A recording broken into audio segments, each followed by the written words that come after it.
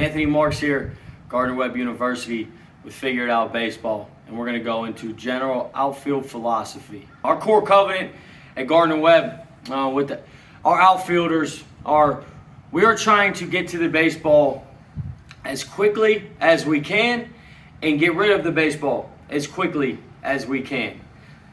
As a base running coach at Gardner-Webb University too, we teach that baseball in the air stops a base runner's feet, right? Baseball in the air, again, baseball in the air stops a base runner's feet. Now they have to make a decision whether to go or stop. And they aren't even reading if it's accurate. They're just reading baseball in the air stops the feet. If it doesn't stop them, it slows the feet down to where they have to make a decision. So the main thing that we're trying to do is get to the baseball as quickly as we can, take proficient routes and different angles that other outfielders aren't willing to do, and push the limit to get to the baseball and get rid of it as quick as we can. And again, quick as we can. We do not need to have a power dominant arm to get the baseball from where we are to the base in the air. Is get it out of our glove, into our throwing hand, and in the air as quick as we can in the direction of our cutoff man.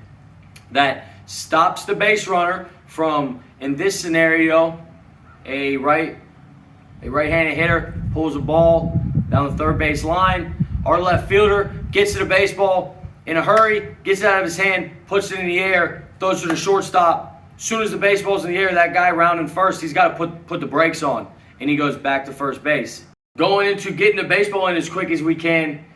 As soon as we get a baseball in the gap, if we're going towards the gap, or it's right at us, whatever we got to do to get the baseball out of our glove in the air as quick as we can. Not only does it put pressure on the base runner, the coach, third base coach is watching the outfielder, not the base runner, on if he's at second base looking to score, and there's a ball hit slightly to the right or left of the left fielder, we can get on that ball in a hurry and get it in the air in a hurry. It doesn't matter how accurate it is. As soon as that ball gets hit in the air, or that ball gets put in the air, the third base coach has got to pump the brakes if this guy hasn't even touched the bag yet. Because now he's going to be dead to rights at home plate.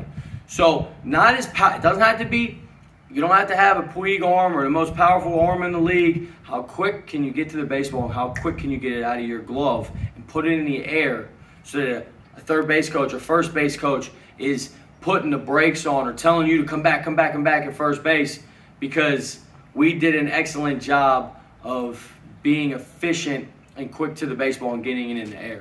Another big reason, and what we talk about, is keeping the double play in order for guys at first, keeping them at first base, keeping the double play in order. A pitcher's best friend is a ground ball double play.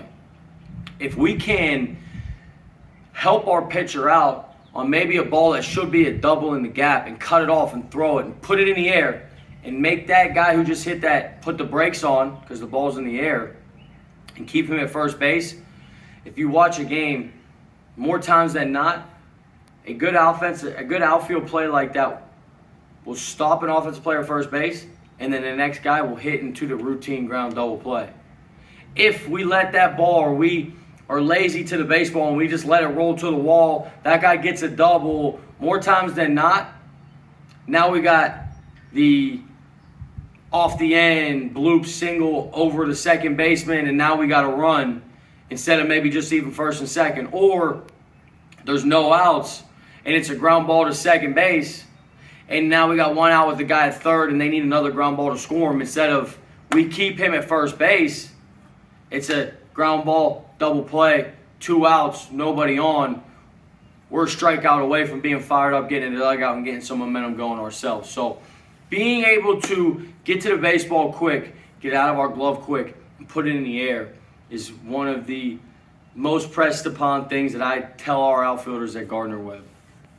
Anthony Marks here, Gardner-Webb University. You just listened to the general outfield philosophy here at Gardner-Webb. And next, we'll get into coaching third base. Thanks for tuning in to Figure It Out Baseball. If you're watching on the figureitoutbaseball.com website, I hope you check out the Figure It Out Baseball store and grab yourself some gear to help support this totally free resource. If you're watching on YouTube, please remember to give this video a thumbs up, and subscribe to our channel so you keep up with all the cool stuff that we do. For you podcast listeners, we've also got our podcast now available on Apple Podcasts, Spotify, Google Podcasts, and more. Figure It Out Baseball, the home of hundreds of free videos from dozens of college and professional coaches and specialists from great schools like this. So tell your friends about figureitoutbaseball.com, the world's #1 online coaching tool.